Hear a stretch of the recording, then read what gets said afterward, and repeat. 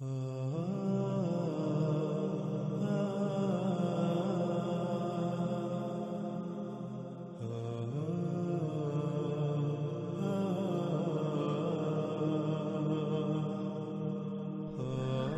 ہم بات کر رہے ہیں علامات و اشراط کی سب سے آخری اور بڑی علامات و اشراط الساعۃ میں سے ایک دخان پر۔ ہم نے گزشتہ قسط کے اختتام پر کہا تھا کہ اب بات کرتے ہیں دخان پر قرآن سے اور دیکھتے ہیں کہ قرآن دخان کے بارے میں کیا رہنمائی کرتا ہے۔ تو ناظرین، دخان کے موضوع پر قرآن میں پوری ایک سورہ دخان موجود ہے۔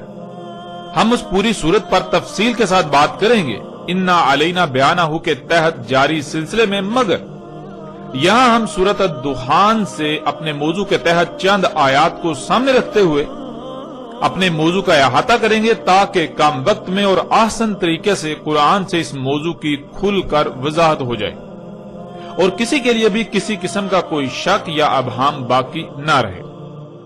ناظرین، جیسا کہ ہم پہلے بتا چکے ہیں کہ پوری سورۃ الدخان پر انا علینا بیانہ کے تحت مفصل اور ہر پہلو سے بات ہوگی، اس لیے ہم سورۃ الدخان کی شروع کی آیات پر بات نہیں کریں گے، اس کے برعکس سیدھا اپنے موضوع کی طرف آتے ہیں۔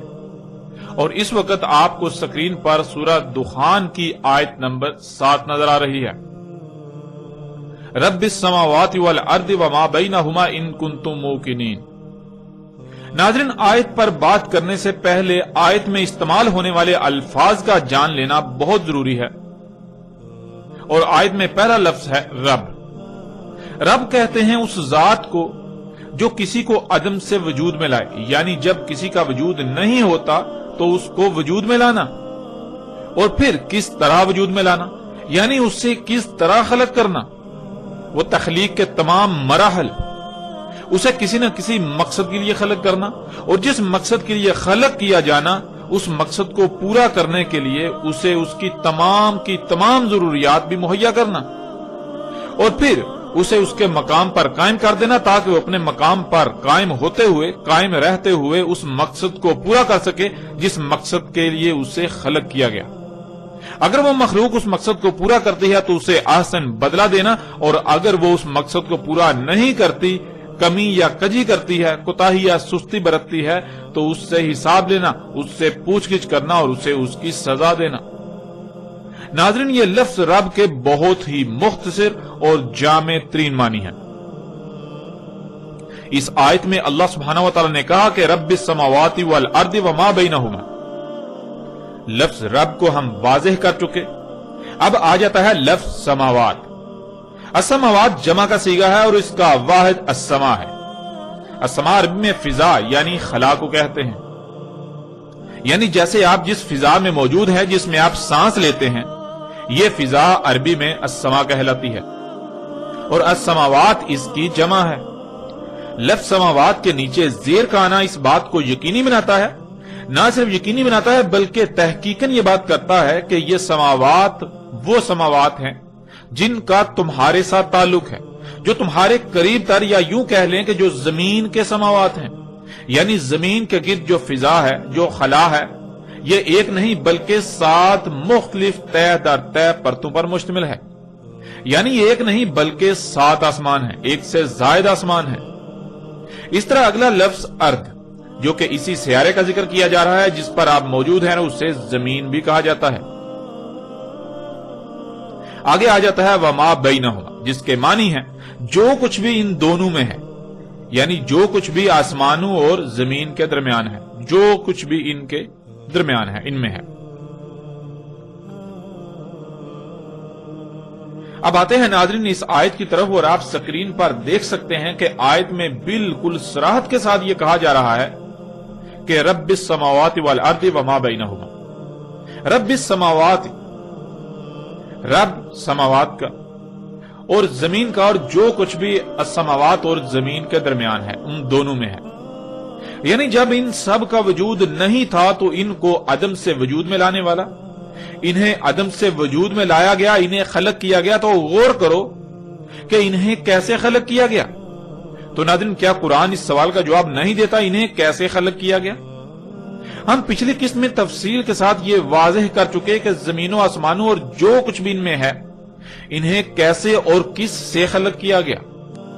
انہیں کس سے خلق کیا گیا؟ انہیں دخان یعنی گیسوں سے خلق کیا گیا۔ جیسا کہ آپ اس آیت کو اپنی سکرین پر دیکھ سکتے ہیں کہ سورہ فصلت کی آیت نمبر 11 میں اللہ سبحانہ و تعالیٰ نے بالکل واضح الفاظ میں یہ بات بتا دی کہ زمین و آسمان خلق سے پہلے دخان یعنی گیسیں تھیں۔ انہیں دخان یعنی گیسوں سے خلق کیا گیا۔ اور پچھلی قسط میں بھی آپ اس بات کو تفصیل کے ساتھ جان چکے کہ زمین و آسمان اور جو کچھ بھی ان میں ہے ان سب کو گیسوں سے خلق کیا گیا۔ اور پھر ناظرین یہ کہا جا رہا ہے کہ آسمانوں اور زمین اور جو کچھ بھی ان میں ہے سب کے سب کو کسی نہ کسی مقصد کے لیے خلق کیا، اور انہیں کس مقصد کے لیے خلق کیا اس کا علم صرف اور صرف اسی کو ہے جس نے ان سب کو خلق کیا۔ اور پھر ان کی ضروریات کیا ہیں، ان کی مقدار کیا ہے، ان کا معیار کیا ہے، یہ سب بھی صرف اور صرف اسی کو علم ہے جس نے ان سب کو خلق کیا، انہیں وجود عطا کیا۔ وہ مقصد کیسے پورا ہوگا جس مقصد کے لیے انہیں خلق کیا گیا اس کا بھی علم صرف اور صرف اسی کو ہی ہے۔ ان کو کس کس مقام پر قائم کرنا ہے یہ بھی صرف اور صرف اسے ہی علم ہے۔ اس لیے اس نے نہ صرف انہیں وجود دیا یعنی خلق کیا، بلکہ ان سب کو خلق کرنے کے بعد جس مقصد کو پورا کرنے کے لیے انہیں خلق کیا اسے پورا کرنے کے لیے ان کے مقامات پر انہیں لگا دیا۔ تمام مخلوقات ایک مشین میں پرزوں کی مانند ہیں، بالکل ایسے ہی جیسے تمہارے جسم میں تمام کے تمام اعضاء ایک دوسرے سے مشروط ہیں، ان کا ایک دوسرے سے گہرا ربط قائم ہے۔ جب ایک اپنی ذمہ داری کو پورا کرے گا تو دوسرا اپنی ذمہ داری پوری کر پائے گا، اسی طرح تیسرا، یوں پورا جسم ٹھیک رہے گا۔ پورے جسم میں ایک بہترین توازن قائم ہے، میزان قائم ہے۔ جب تمام کے تمام اعضاء اپنے اپنے مقام پر رہتے ہوئے اپنی اپنی ذمہ داری پوری کریں گے تو پورے جسم میں وہ میزان، وہ توازن برقرار رہے گا، یوں پورا جسم ٹھیک رہے گا۔ بالکل یہی مثال آسمانوں، زمین اور ان میں جو کچھ بھی موجود ہے ان سب کی ہے۔ یوں ایک بہترین اور پیچیدہ ترین میزان وضع کر دیا۔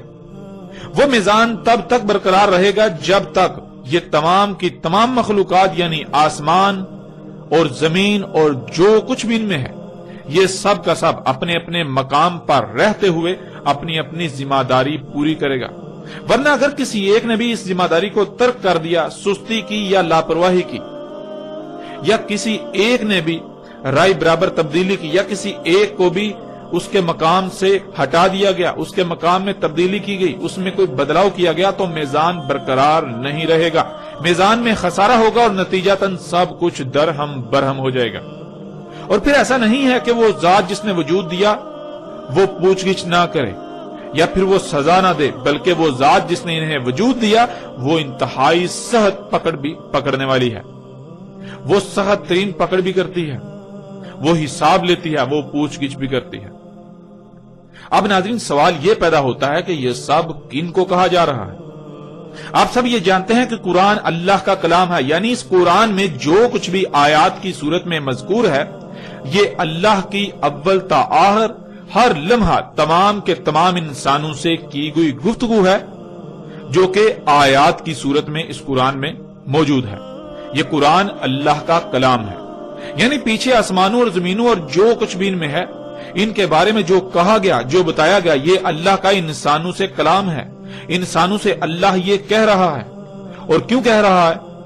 اس لیے کہہ رہا ہے کہ تم ایسا مت کرنا، تم اس بات کا خیال رکھنا کہیں بھی کوئی چھیڑ چھاڑ نہ کرنا، کیونکہ سب کچھ تم پر واضح کر دیا گیا۔ تم ان میں چھیڑ چھاڑ نہ کرنا، تم ان میں پنگے نہ لینا، ان کو ان کے مقامات سے نہ ہٹانا، ورنہ کیا ہوگا؟ ورنہ سب کچھ درہم برہم ہو جائے گا۔ اگر تم اس کا یقین کرنے والے ہو جو کچھ کہا گیا آسمانوں اور زمین اور جو کچھ بھی ان میں ہے ان سب کے بارے میں، تو تم ایسا مت کرنا۔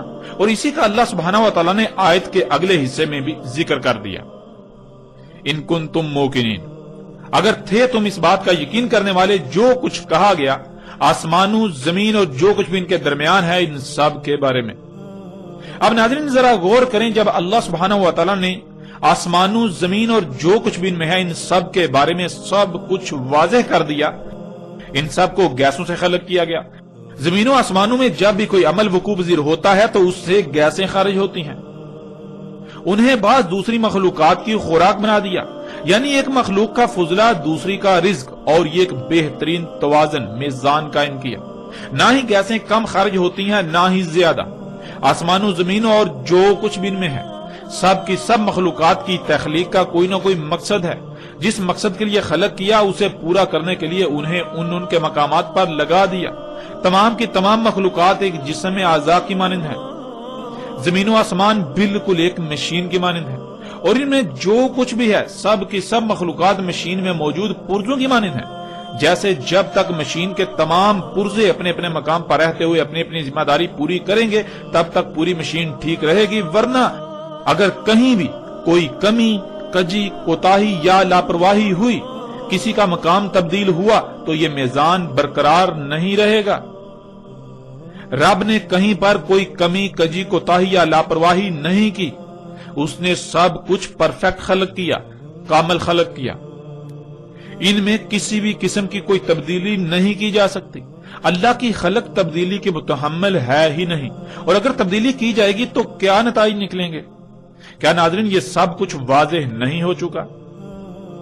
ناظرین یہ سب کچھ محض ایک لفظ رب کا استعمال ہی واضح کر دیتا ہے، اور یہ سب واضح ہو چکا، اس سمیت باقی وہ سب بھی واضح ہو چکا جو کچھ بھی آسمانوں زمین اور جو کچھ بھی ان میں ہے ان کی تخلیق سے تعلق رکھتا ہے۔ ان کے بارے میں جتنے بھی حقائق ہیں وہ سب بھی بالکل واضح ہو چکا۔ گزشتہ ایک ساتھ میں بھی ان موضوعات پر یعنی کہ اس حوالے سے مختلف پہلوؤں سے تفصیلاً بات ہو چکی۔ تو ناظرین یہ سب کچھ واضح کیے جانے کے بعد اللہ نے یہی کہا تھا کہ اگر تم اس بات کا یقین رکھنے والے ہوئے تو تم ان میں پنگے نہیں لو، یوں سب کچھ محفوظ رہے گا۔ اور اگر تمہیں ہماری اس بات کا یقین نہ ہو، تم نے سمجھا کہ ایسا کچھ بھی نہیں، چھیڑ چھاڑ کرنے سے، ان میں پنگے لینے سے، ان میں تبدیلیاں کرنے سے کچھ بھی نہیں ہوتا۔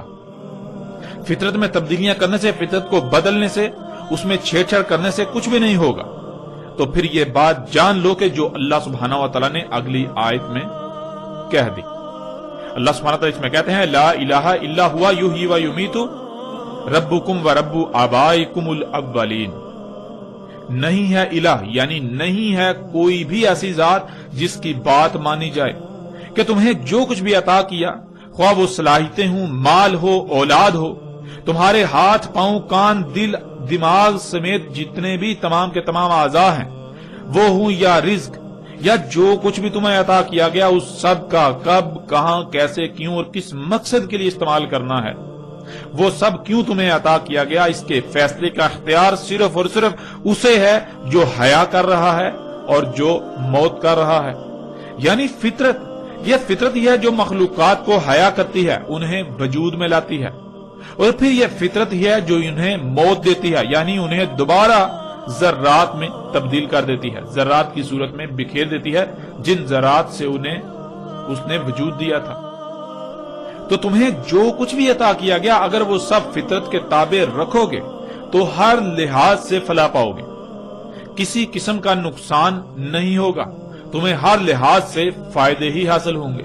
اور اگر ان سب کا استعمال فطرت کے خلاف کیا، فطرت کے برعکس اپنی خواہشات، اپنی مرضی کے تابع کیا، حی اور موت کرنے والی ذات یعنی فطرت کے علاوہ کسی کے پیچھے بھی اس کا استعمال کیا، ان کا استعمال کیا، تو پھر تمہارا انجام کیا ہوگا، اس کو بھی اللہ سبحانہ وتعالی نے آگے واضح کر دیا، یعنی آیت کے اگلے حصے میں واضح کر دیا۔ یہ اس سے جان لو، ربکم و رب آبائکم الاولین، تمہارا رب اور تمہارے آبا کا رب جو اولین تھے، یعنی جو پہلے آ کر گزر چکے۔ ناظرین یہاں لفظ رب کے معنی ذہن میں ہونا بہت ضروری ہے۔ تمہارا رب یعنی جب تمہارا وجود نہیں تھا تو جس نے تمہیں وجود دیا، اور پھر کسی نہ کسی مقصد کے لیے وجود دیا، جس مقصد کے لیے وجود دیا سب کچھ واضح کر دیا، جیسا کہ پیچھے سب واضح ہو چکا کہ خواہ کچھ بھی ہو جائے فطرت پر قائم ہونا ہے، ہر طرف سے کٹ کر، بالکل یک رخ ہو کر، فطرت میں کوئی تبدیلی نہیں کرنی، فطرت میں کوئی چھیڑ چھاڑ نہیں کرنی، ورنہ تمہارا انجام کیا ہوگا، وَرَبُّ آبَائِكُمُ الْأَوَّلِينَ، تمہارے آبا کا رب یعنی جو زمین میں تم سے پہلے آباد تھے، انہیں بھی یہی ذات وجود میں لائی تھی، اور ان پر بھی یہ سب واضح کیا تھا، اور انہوں نے کیا کیا، اور پھر ان کا انجام کیا ہوا یہ سب تمہارے سامنے واضح کیا جا چکا۔ ناظرین، کون ہیں آبائکم الاولین؟ ذرا غور کریں، وہ کون لوگ ہیں جو موجودہ قوم سے پہلے زمین پر آباد تھے، جو اس قرآن کے نزول سے پہلے دنیا پر آباد تھے، دنیا سے ہو کر گزر چکے۔ جب آپ غور کریں گے تو آپ کے سامنے دو طرح کے لوگ آئیں گے، آپ کو دو طرح کے لوگ نظر آئیں گے۔ ایک وہ جنہیں قرآن رسول، نبیین، صدیقین، شہداء اور صالحین قرار دیتا ہے، اللہ کے بھیجے گئے رسول اور ان کے ساتھ دینے والے، ان کی اطاعت کرنے والے۔ اور دوسرے وہ جنہیں قرآن مفسدین قرار دیتا ہے، جو ذلت امیز ہلاکتوں کا شکار ہوئے، قوم نوح، قوم عاد، قوم سمود، قوم لوط، قوم شعیب اور آل فرعون وغیرہ۔ یہی ناظرین اللہ سبحانہ و تعالی یہاں کہہ رہا ہے کہ اب فیصلہ تمہارے اپنے ہاتھ میں ہے کہ جو کچھ تمہیں آسمانوں، زمین اور جو کچھ بھی ان میں ہے ان کے بارے میں بتایا گیا، اس پر یقین کرتے ہوئے کسی قسم کی کوئی چھیڑ چھاڑ نہیں کرتے، کوئی تبدیلی نہیں کرتے، ان میں پنگے نہیں لیتے اور ہر طرف سے کٹ کر فطرت پر قائم ہوتے ہوئے اور رسولوں اور ان کے ساتھیوں، نبیین، صدیقین، شہداء اور صالحین میں شامل ہوتے ہو، یا پھر تم بھی حق ہر لحاظ سے کھل جانے کے بعد یقین کرنے کے بجائے یہی کہتے ہو کہ نہیں، زمین و آسمانوں میں پنگے لینے سے کچھ نہیں ہوگا، ان میں تبدیلیاں کرنے سے کچھ نہیں ہوگا، ایسا کچھ نہیں، جو جی میں آئے کرو، جو جی چاہے کرو، اللہ کی آیات میں جو کہ اللہ کی مخلوقات ہیں ان میں چھیڑ چھاڑ کرو، ان کو ان کے مقامات سے ہٹاؤ، ان کو جیسے جی چاہے استعمال کرو، خود خالق بن بیٹھو۔ اس نے ہماری ضروریات کیا تھیں وہ خلق کی ہی نہیں، اگر کی تو اسے علم ہی نہ تھا کہ کیسی خلق ہونی چاہیے تھی، کیسی خلق کی جانی چاہیے تھی، اس نے فرض کر دیا، اس نے نامکمل خلق کی، وہ بھول گیا تھا، اس لیے خود سے اپنی تیز ترین ضروریات خلق کرو اور پھر یوں زمین و آسمانوں میں پنگے لیتے رہو، کچھ بھی نہیں ہونے والا، ان میں کوئی خرابی نہیں ہونے والی، اور یوں کہتے ہوئے پھر یہی کرو گے۔ اگر ایسا کرتے ہو تو پھر تم اپنے آبا، کون ہے تمہارے آبا؟ تمہارے آبا ہیں قوم نوح، قوم عاد، قوم سمود، قوم شعیب، قوم لوط اور آل فرعون، ان کا انجام بھی ذہن نشین کر لو۔ جس طرح وہ عبرت کا نشان بنا دیے گئے، بالکل عین اسی طرح تم بھی تمہارے آبا کی طرح عبرت کا نشان بنا دیے جاؤ گے۔ جیسے انہوں نے آسمانوں، زمین اور جو کچھ بھی ان میں ہے، ان میں تبدیلیاں کی جس سے زمین و آسمانوں میں فساد ہوا اور بالآخر بڑی بڑی تباہیوں کی صورت میں ظاہر ہوا اور وہ ہلاک ہوئے، بالکل وہی تمہارے ساتھ بھی ہوگا۔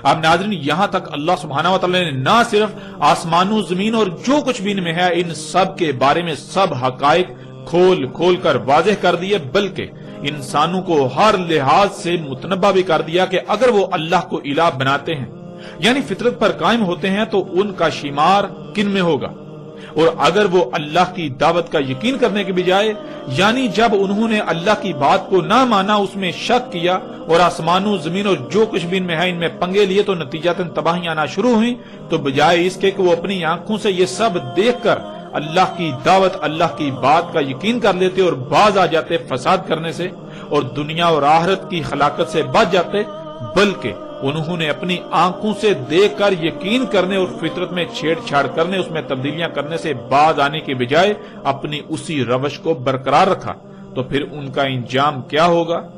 یعنی پھر ان موجودہ انسانوں کا انجام کیا ہوگا؟ یہ سب بھی واضح کر دیا۔ ان کا انجام بھی بالکل وہی ہوگا جو ان سے پہلے ان کے آبا کا ہو چکا۔ کون ہے ان کے آبا؟ قوم نوح، قوم عاد، قوم سمود، قوم شعیب، قوم لوط اور آل فرعون وغیرہ۔ ان سے بالکل مختلف نہ ہوگا، ان کی حالت بھی بالکل انہی کی طرح کی ہوگی، ان کے ساتھ بھی بالکل وہی کیا جائے گا، وہی ہوگا جو ان کے ساتھ ہوا۔ اور ان کے ساتھ کیا ہوا؟ اللہ سبحانہ و تعالیٰ نے قرآن میں بار بار یہ بات کھول کھول کر واضح کر دی۔ ناظرین، اب یہاں سوال یہ پیدا ہوتا ہے کہ اتنا کچھ واضح ہونے کے باوجود بھی موجودہ قوم یعنی زمین پر آباد موجودہ انسانوں نے کیا کیا؟ آپ غور کریں گے تو آپ پر سب کچھ کھل کر واضح ہو جائے گا۔ آگے اللہ سبحانہ تعالیٰ کیا کہتے ہیں اسے بھی جان لیں۔ آگے اللہ سبحانہ تعالیٰ آیت نمبر 9 میں کہتے ہیں بل ہم فی شک یلعبون، بلکہ یہ شک میں پڑے لعب کر رہے ہیں۔ ناظرین، اس آیت میں بھی استعمال ہونے والے الفاظ کو جاننا بہت ضروری ہے۔ اس میں جان لیتے ہیں لفظ یلعبون کو۔ یلعبون لعب سے ہے، جس کے معنی بہت وسیع ہیں، لیکن موضوع کے اعتبار سے ہم یہاں ان میں سے چند معنی بیان کریں گے۔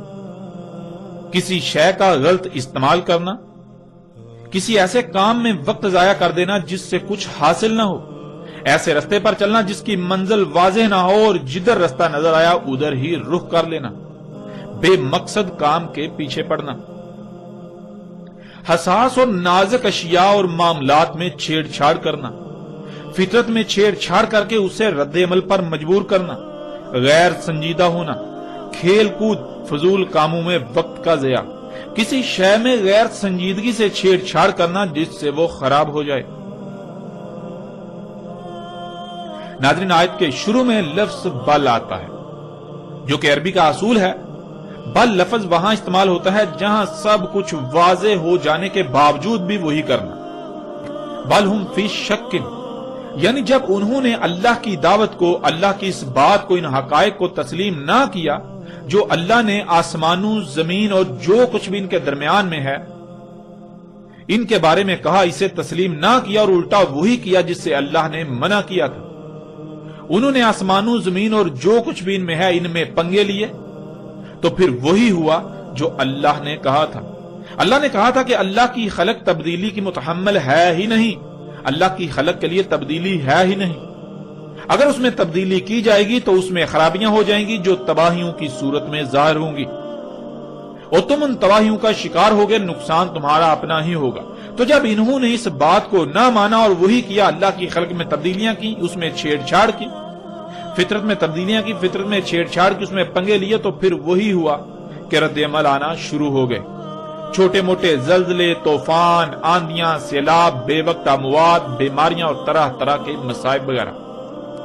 تو بجائے اس کے کہ یہ اب بھی یقین کر لیتے، یعنی اللہ نے جو کہا تھا انہوں نے نہ مانا، نہ مانتے ہوئے انہوں نے وہ پنگے لیے، پنگے لینے کے بعد پھر جو اللہ نے کہا تھا وہ سچ ثابت ہو گیا، انہوں نے اپنی آنکھوں سے دیکھ لیا۔ آنکھوں سے دیکھ لینا یعنی کہ یقین کر لینا، تو آنکھوں سے دیکھ لینے کے باوجود یقین کرنے کی بجائے، یقین کر کے فطرت میں چھیڑ چھاڑ کرنے سے باز آ جانے کی بجائے انہوں نے کیا کیا؟ انہوں نے اپنی آنکھوں سے وہ سب دیکھنے کے باوجود پھر وہی کیا، وہی کرتے رہے جس سے اللہ نے منع کیا۔ جب سب کچھ ان کے سامنے آ گیا، ان کے اعمال کے رد عمل کے سامنے آ گئے، تو بجائے اس کے کہ یہ اب بھی یقین کر لیتے اور فطرت میں چھیڑ چھاڑ کرنے سے باز آ جاتے، کیونکہ اب تو یہ اپنی آنکھوں سے وہ سب دیکھ چکے تھے جس کا بار بار اللہ نے ان کو کہا، اپنے رسولوں کے ذریعے، اپنے غلاموں کے ذریعے۔ لیکن ان کا معاملہ یہ ہے کہ انہوں نے اپنی آنکھوں سے دیکھ لینے کے بعد بھی یقین کرنے کے بجائے بلکہ وہی سب کر رہے ہیں، وہی سب کیا اور آج بھی کر رہے ہیں۔ اور کیوں کر رہے ہیں؟ اللہ سبحانہ و تعالیٰ نے اس کا بھی جواب آگے دے دیا۔ ہم فی شک، یہ شکوک میں ہے، یعنی ان کو ابھی بھی یہی لگتا ہے کہ ہو سکتا ہے کہ کل کو ہم اس مقام پر پہنچ جائیں کہ یہ سب ہمارے کنٹرول میں آ جائے، یہ سب ہمارے کنٹرول میں ہو جائے، ہمارے پاس اتنی قوت آ جائے، یعنی ہم ایسی ایجادات کر لیں کہ ان تباہیوں کو روکنے پر دسترس پا لیں۔ اور ان شکوک میں کیا کر رہے ہیں؟ اللہ سبحانہ و تعالیٰ نے آگے اس کا بھی جواب دے دیا۔ یلعبون، یہ ایسے رستے پر چل رہے ہیں جس کی منزل کا انہیں علم ہی نہیں، اور انہیں جدھر رستہ نظر آتا ہے ادھر ہی اپنا رخ کر لیتے ہیں۔ اور ناظرین غور کریں کہ آج یہ سب نہیں ہو رہا۔ ترقی کے نام پر فساد کرنے والے، زمین و آسمانوں میں سب کچھ فساد زدہ کرنے والے کیا کر رہے ہیں؟ کیا کوئی ایک بھی شے ایسی ہے جنہیں یہ ایجادات کہتے ہیں جو باقاعدہ منصوبہ بندی کے تحت انہوں نے خلق کی؟ نہیں، بلکہ جو کچھ بھی انہوں نے آج تک خلق کیا وہ سب کا سب حادثاتی طور پر خلق ہوا۔ ان کا مقصد، ان کا ٹارگٹ کچھ اور ہوتا ہے، لیکن ان پر فطرت کے کچھ اور قوانین کھلتے ہیں۔ جو قوانین اور جو چھپی اشیاء ان پر ظاہر ہوتی ہیں تو یہ انہی کے پیچھے اپنا رخ کر لیتے ہیں۔ اسی طرح جیسے جیسے جو فطرت کے قوانین اور چھپی اشیاء ان پر ظاہر ہوتی ہیں تو ویسے ویسے یہ اپنا رخ ادھر ادھر کرتے ہوئے آگے بڑھتے چلے جا رہے ہیں۔ یہ ایسے کام میں وقت ضائع کر رہے ہیں جس سے انہیں کچھ حاصل نہیں ہونے والا۔ تو ناظرین، کیا حقیقت یہی نہیں ہے اگر آپ تھوڑا سا بھی غور کریں تو آپ پر حقیقت روز روشن کی طرح منکشف ہو جائے گی، اور اب تک تو ہر لحاظ سے حقیقت منکشف ہو جانی چاہیے۔ یہ جو کچھ بھی کر رہے ہیں، کیا انہیں اس سے کچھ حاصل ہوگا سوائے ہلاکت کے؟ پھر آگے ناظرین، بے مقصد کام کے پیچھے پڑنا۔ تو ناظرین، آج انسان جو کچھ بھی کر رہے ہیں، کیا دنیا میں آنے کا مقصد یہی تھا؟ اگر نہیں تو پھر کیا آج پوری دنیا کے انسان مجموعی طور پر بے مقصد کاموں کے پیچھے نہیں پڑے ہوئے؟ اس حوالے سے بھی حقیقت آپ کے سامنے ہے۔ کسی شے کا غلط استعمال کرنا۔ تو ناظرین غور کریں، کیا آج اللہ کی تمام آیات جو کہ مخلوقات ہیں، تمام کی تمام اشیاء کا غلط استعمال نہیں کیا جا رہا؟ انہیں مس یوز نہیں کیا جا رہا؟ اللہ سبحانہ تعالیٰ نے انہیں جن مقاصد کے لیے استعمال کیا، کیا ان کے خلاف اور مقاصد کے لیے استعمال نہیں کیا جا رہا؟ یہ حقائق بھی آپ کے سامنے ہیں۔ اللہ سبحانہ تعالیٰ نے خام تیل کس مقصد کے لیے خلق کیا؟ اللہ سبحانہ تعالیٰ خام تیل سے زمین پر حیات کو وجود دیتے ہیں۔ کبھی آپ نے غور کیا آپ کے جسم پر بال جو کہ نائلون ہے، فلیکسیبل پلاسٹک، آپ کے جسم پر ناخن یہ پلاسٹک ہے، یہ کہاں سے آ گیا؟ کبھی آپ نے غور کیا آپ کے جسم کے اندر چربی جو کہ تیل ہے، آپ کی ہڈیاں کس سے بنی؟ وہ مواد، وہ میٹیریل کہاں سے آیا؟ غور کریں، جو آپ کھاتے ہیں آپ اس سے بنے۔ آپ کیا کھاتے ہیں؟ آپ گوشت کہاں سے بنا؟ نباتات سے۔ آپ نباتات، فصلیں، پھل پھول کھاتے ہیں، وہ کہاں سے نکلیں؟ زمین سے۔ زمین کے اندر وہ مواد خام صورت میں کہاں موجود ہے؟ زمین کے اندر اس کو اللہ سبحانہ و تعالیٰ نے خام تیل کی صورت میں، جسے اللہ سبحانہ نے قرآن میں بار بار 3 کہا، کالے رنگ کا کیچڑ، وہ زمین کے اندر رکھ دیا۔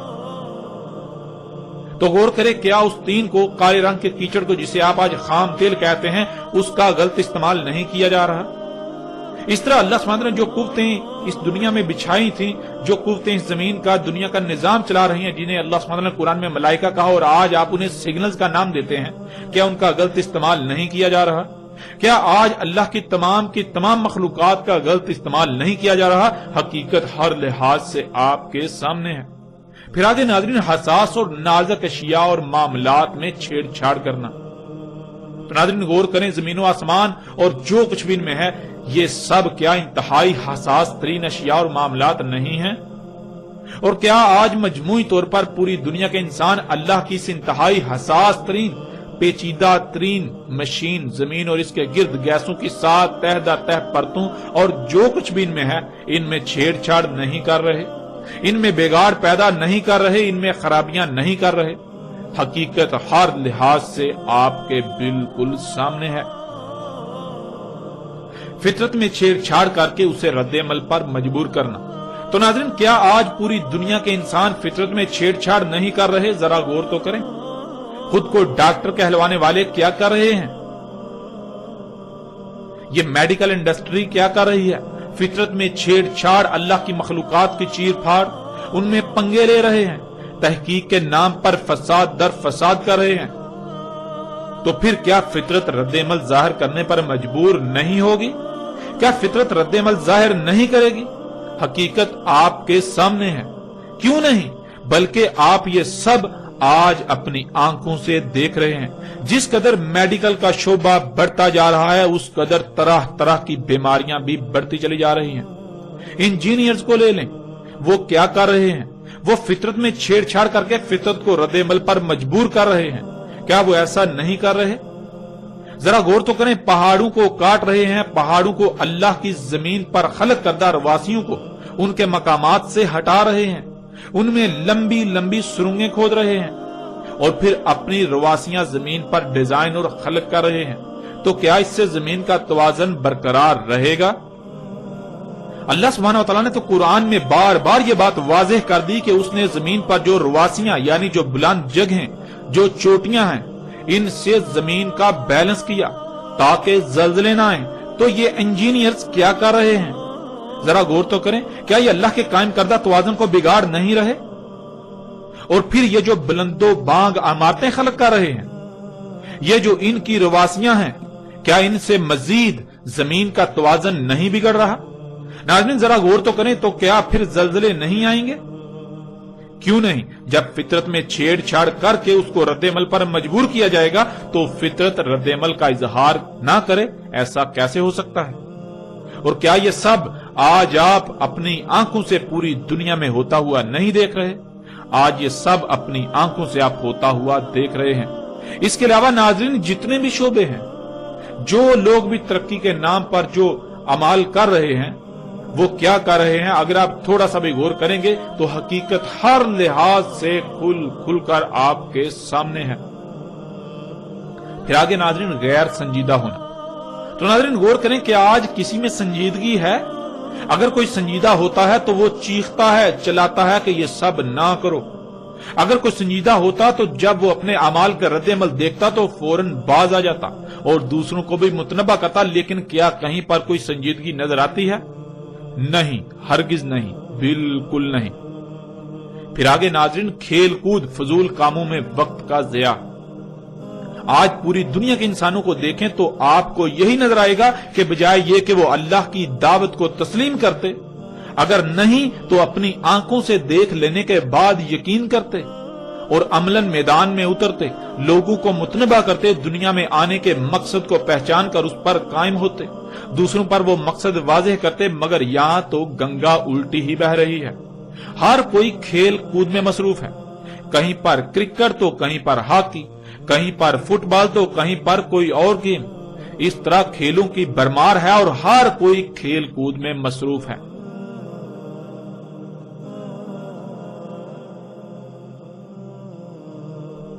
کسی کو رائے برابر بھی احساس نہیں کہ اس کے ان اعمال کا انجام کیا سامنے آنے والا ہے۔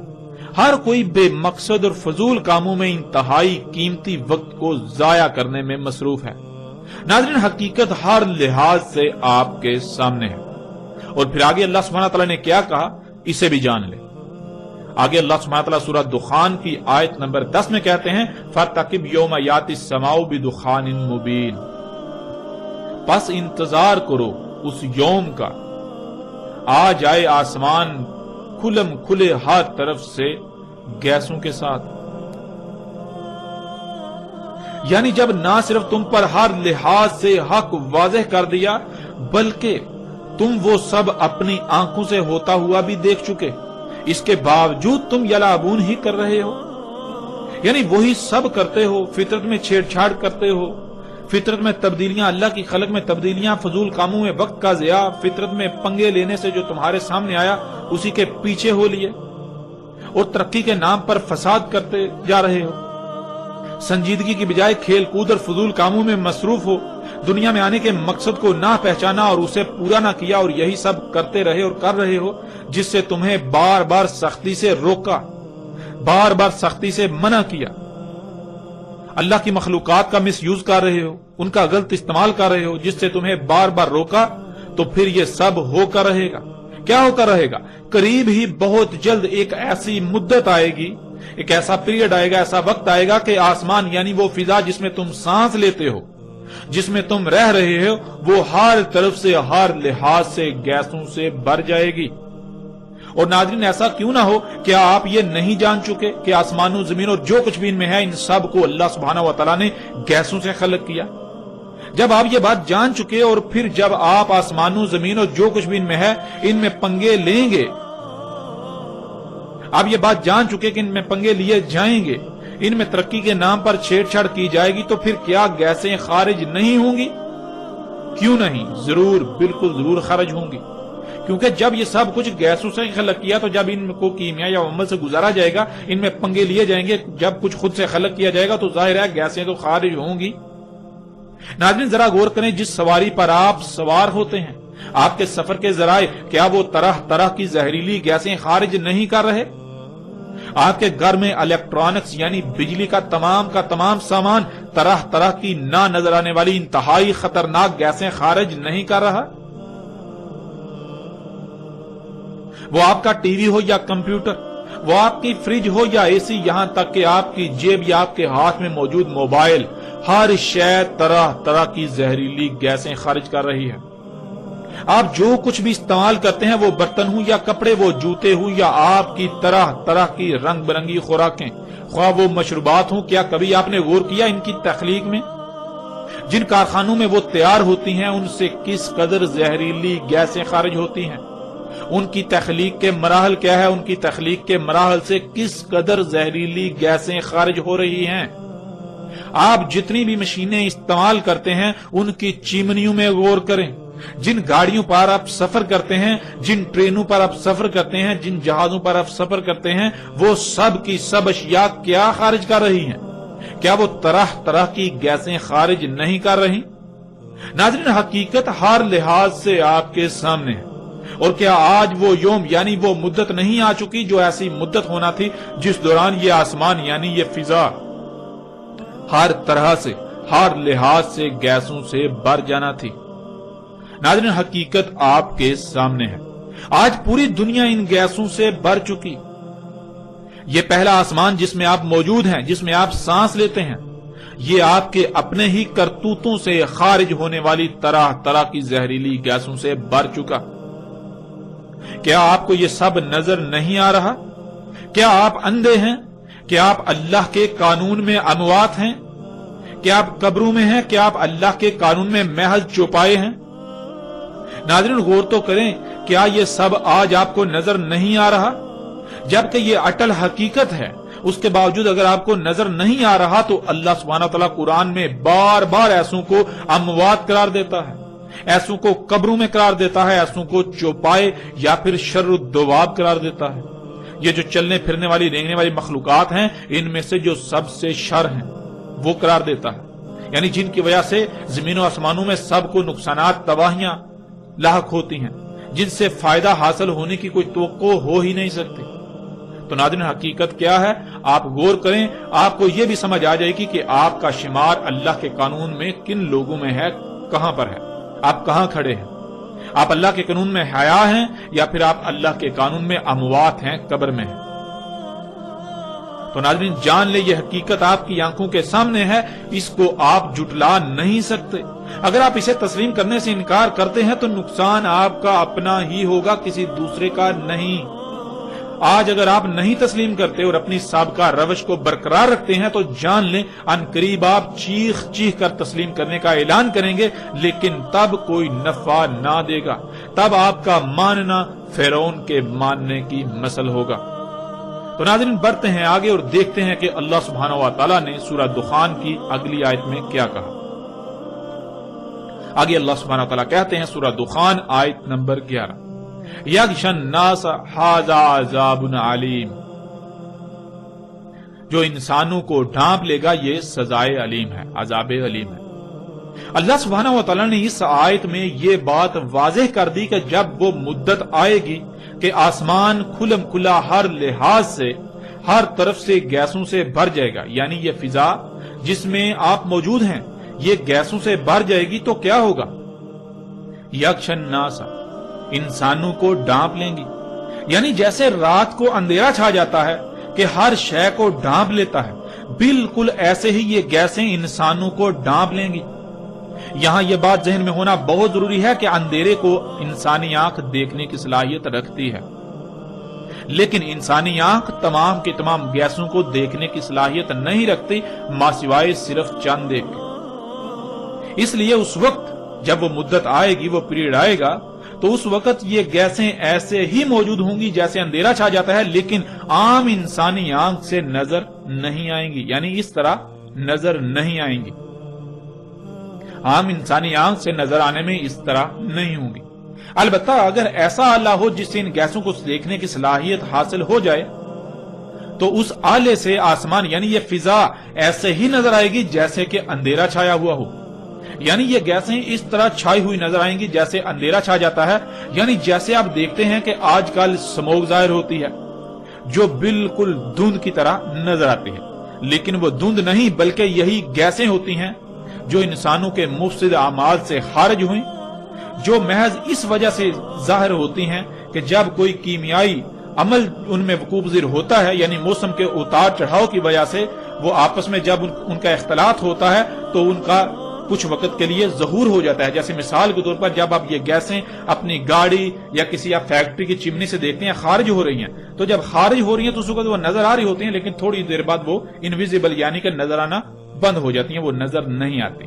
بالکل اسی طرح یہ جسے آپ سموگ کہتے ہیں یہی گیسیں ہیں، اسی طرح اس فضا میں موجود ہیں لیکن نظر نہیں آ رہی۔ جب ان میں موسم کی وجہ سے کوئی کیمیائی ریاکشن ہوتا ہے، کوئی عمل ہوتا ہے تو اس عمل کے رد عمل میں یہ دوبارہ یہ ظاہر ہو جاتی ہیں. اور یہ کیوں ظاہر ہوتی ہیں؟ جسے آپ سموک کہتے ہیں آج کل، یہ اللہ کی آیات میں سے ہے. یہ انسانوں کو یہ دکھانے کے لیے ہے کہ عقل کے اندھو دیکھو، آج یہ فضا ان گیسوں سے بھر چکی. یہ صرف اور صرف آپ کو دکھانے کے لیے اللہ نے قانون میں ایسا کر دیا کہ وقتاً فوقتاً یہ اس طرح ظاہر ہوتی رہیں، تاکہ آپ پر یہ چیز بالکل واضح کر دی جائے کہ یہ اس طرح سے آپ کو لپیٹ میں لے چکی ہوئی ہیں، انہوں نے اس طرح سے آپ کو ڈانپ لیا ہوا ہے.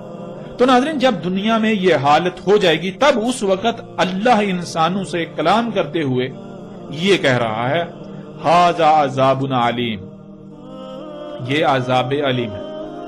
ناظرین، یہاں یہ بات ذہن میں ہونا بہت ضروری ہے کہ اللہ انسانوں کو عربی کے محض ان 3 الفاظ میں ایسا نہیں کہہ رہا، بلکہ اللہ تو انسانوں سے کلام کرتا ہے، انسانوں سے گفتگو کرتا ہے جیسے اس کا قانون ہے. اور اللہ کا قانون یہ ہے کہ اللہ انسان چونکہ بشر ہیں تو انہی میں سے کسی بشر کا انتخاب کرتا ہے، اور اس کے ذریعے سے یعنی اس بشر کے ذریعے سے اللہ انسانوں سے انہی کی زبان میں کلام کرتا ہے، گفتگو کرتا ہے.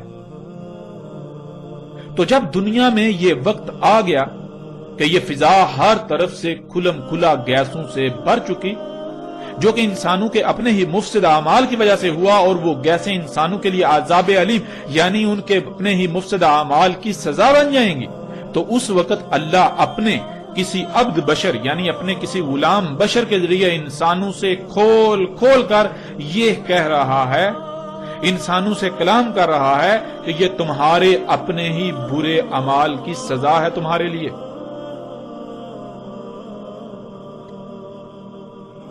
اور ناظرین، ایسا اس لیے کہ انسان اس وقت ان گیسوں کی وجہ سے لاحق ہونے والی بیماریوں، مصیبتوں، تکلیفوں اور طرح طرح کی تباہیوں کا ذمہ دار اللہ کو ٹھہرا رہے ہوں گے کہ یہ سب تو اللہ کر رہا ہے، یہ بیماریاں تو اللہ لا رہا ہے، یہ مصیبتیں تو اللہ لا رہا ہے، ان کا ذمہ دار اللہ ہے. آج اگر بیماریاں بڑھ گئیں تو اللہ یہ بیماریاں لا رہا ہے، یعنی اپنے مفسد اعمال کے رد عمل کا ذمہ دار اللہ کو ٹھہرا رہا ہوگا. لیکن اس وقت اللہ اپنے ایک غلام کے ذریعے، ایک بشر غلام کے ذریعے انسانوں سے یہ کہہ رہا ہوگا کہ یہ سب اللہ نہیں کر رہا، اللہ ظالم نہیں ہے، اللہ ظلم نہیں کرتا، اللہ پر بہتان عظیم مت باندھو، یہ سب تمہارے اپنے مفسد اعمال کے نتائج ہیں، یہ سب کا سب اسی فساد کا اظہار ہے جو تم نے آج تک اپنے ہاتھوں سے کیا. اس لیے اللہ پر الزام تراشی مت کرو، اپنے کیے ہوئے فساد کے اظہار کی ذمہ داری اللہ پر مت تھوپو.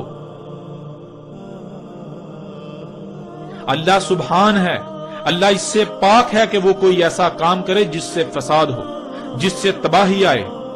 اللہ فرط نہیں کرتا، اللہ نے جو کچھ بھی خلق کیا سب کچھ کامل پرفیکٹ خلق کیا، وہ عیب دار خلق نہیں کرتا، وہ نقائص و خامیوں والا خلق نہیں کرتا، وہ سبحان ہے. آج جو خرابیاں تمہیں زمین و آسمانوں میں نظر آ رہی ہیں ان سب کا ذمہ دار تم انسان ہو، ان سب کے ذمہ دار تم بذات خود انسان ہو. یہ سب تمہارے اپنے ہی ہاتھوں سے کیے ہوئے کرتوتوں کا نتیجہ ہے، وہ کرتوت جنہیں تم آج تک ترقی کا نام دے رہے ہو، اس کے باوجود کہ تم پر سب کچھ ہر لحاظ سے کھول کھول کر واضح کیا جا چکا. تو ناظرین غور کریں، کیا آج یہ دخان یہ گیسیں عذاب علیم نہیں بن چکی؟ اور پھر غور کریں، آج یہ مذہبی طبقہ جب ان سے پوچھا جائے تو کیا یہ مذہبی طبقہ یہی نہیں کہتا اور انسانوں کی اکثریت یہی نہیں کہہ رہی کہ یہ بیماریاں، یہ تکلیفیں، یہ مصیبتیں، یہ طوفان، یہ آندیاں، یہ تباہیاں اللہ لا رہا ہے، یہ سونامی اللہ لا رہا ہے، ان کا ذمہ دار اللہ ہے؟ کیا یہ سب ایسا نہیں کہہ رہے؟ ایک طرف ان کی ذمہ داری اللہ پر ڈالتے ہیں اور دوسری طرف قرآن میں کیا پڑھتے ہیں؟ اللہ سبحان ہے. دن رات زبان سے رٹے لگاتے ہیں، اللہ سبحان ہے، اللہ سبحان ہے، اللہ سبحان ہے. کس سے اللہ سبحان ہے؟ ایک طرف قرآن میں اللہ یہ کہتا ہے کہ اللہ نے فرط نہیں کیا، اللہ نے جو کچھ بھی خلق کیا بالکل پرفیکٹ خلق کیا، اس میں کوئی خامیاں نہیں چھوڑی، اللہ خلق کرتے ہوئے کچھ بھول نہیں گیا تھا. اور دوسری طرف جب یہ تباہیاں آئیں تو اس کا ذمہ دار اللہ کو ٹھہراتے ہیں. کیوں؟ اتنا بڑا بہتان اللہ سبحانہ و تعالیٰ کی ذات پر انہیں کس نے یہ اختیار دیا؟ کیا کبھی انہوں نے غور و فکر کیا کہ یہ اللہ سبحانہ و تعالیٰ کی ذات پر کس قدر بہتان عظیم باندھ رہے ہیں؟ اپنے اعمال اپنے کرتوتوں کا ذمہ دار اللہ کو ٹھہرا رہے ہیں؟ کیا کبھی انہوں نے غور و فکر کیا؟ اور ناظرین غور کریں کہ آج یہ گیسیں عذاب علیم نہیں بن چکے؟ ان گیسوں کی وجہ سے ہر سال لاکھوں کی تعداد میں اموات، اور شاید ہی کوئی ایک بھی انسان ایسا ہو جو ان گیسوں کی وجہ سے متاثر نہ ہو، بلکہ ہر کوئی ان گیسوں کی وجہ سے طرح طرح کی بیماریوں کا شکار ہوئے۔ ان گیسوں کی وجہ سے موسموں کا نظام درہم برہم ہو چکا، جن سے آندیاں، طوفان اور بے وقت بارشیں ہو رہی ہیں، اور پھر سیلاب آ رہے ہیں۔ ان سیلاب کی وجہ سے طرح طرح کی تباہیوں کا انسانوں کو سامنا ہے، وباؤں بیماریوں کا سامنا ہے۔ ان گیسوں کی وجہ سے آسمان پھٹ کر اس میں سوراخ ہو چکا، جس کی وجہ سے سورج سے خارج ہونے والی خطرناک ترین لہریں زمین پر آ رہی ہیں، جن کو آسمان کی وہ تیر زمین پر آنے سے روکتی تھی، انہیں واپس دوبارہ خلا میں بھیج دیتی تھی، اور ان کی وجہ سے درجہ حرارت دن بدن بڑھتا چلا جا رہا ہے۔ موسموں کا نظام درہم برہم ہو چکا، گرمی کی شدت میں دن بدن اضافہ ہوتا چلا جا رہا ہے، اور پھر اس گرمی سے طرح طرح کی بیماریوں اور ہلاکتوں میں اضافہ ہوتا جا رہا ہے۔ ایسے ہی جیسے جیسے آپ غور کرتے جائیں تو نہ ختم ہونے والی ہلاکتوں اور تباہیوں کی فہرست بنتی چلی جائے گی، جو انسانوں کو صرف اور صرف انہی گیسوں کی وجہ سے ہر طرف سے آج گھیرے ہوئے ہیں۔ ناظرین یہ ہے ان دخان یعنی ان گیسوں کا عذاب علیم، یعنی انسانوں کے مفسد اعمال کے بھیانک رد عمل، جو کہ ان مفسد اعمال کی سزا ہیں۔ تو ناظرین غور کریں، کیا آج یہ سب حقائق آپ کے سامنے نہیں ہیں؟ ذرا غور تو کریں۔ کیا یہ فضا دخان یعنی ان گیسوں سے ہر طرف سے نہیں بھر چکی؟ سکرین پر یہ تصاویر آپ اپنی آنکھوں سے دیکھ رہے ہیں۔ اپنے اخبارات ٹٹولیے، ان میں بھی آپ کو روزانہ کی بنیاد پر ایسی خبریں ملیں گی۔ کیا یہ دخان ان انسانوں کے لیے عذاب علیم کی صورت اختیار نہیں کر چکی؟ اور ناظرین کیا کوئی ایسی شخصیت موجود ہے جو یہ حقائق ہر لحاظ سے آپ پر کھول کھول کر رکھ رہی ہے؟ ناظرین ذرا غور تو کریں، یہ سب آج آپ کے سامنے ہو رہا ہے، یہ سب حقائق آپ کے سامنے۔ اگر آپ ان حقائق سے آج اپنی آنکھیں بند کر لیں گے تو جان لیں ایک عظیم عذاب آپ کے بالکل سر پر آ چکا ہے۔ آج بے شک آپ کو ادراک نہیں ہو پا رہا، مگر جلد ہی جیسے ہی اس عذاب عظیم کو اپنی آنکھوں سے دیکھیں گے تو تب آپ کو ادراک ہو جائے گا۔ لیکن تب کیا فائدہ؟ تب تو بڑے بڑے رب ہونے کے دعوے دار بھی تسلیم کرنے پر مجبور ہو جاتے ہیں، تب تو فرعون بھی مجبور ہو گیا تھا، تو پھر آپ کیا شے ہیں؟ اور پھر کیا تب تسلیم کرنا کوئی نفع دے گا؟ یہ حقیقت بھی آپ کے سامنے ہے۔ ناظرین ان قریب بالکل وہی ہونے والا ہے جو قوم نوح کے ساتھ ہوا، اور قوم نوح کے ساتھ کیا ہوا یہ آپ جانتے ہیں۔ ان قریب وہ ہونے والا ہے جو قوم عاد اور قوم سمود کے ساتھ ہوا۔ قوم عاد اور قوم سمود کے ساتھ کیا ہوا؟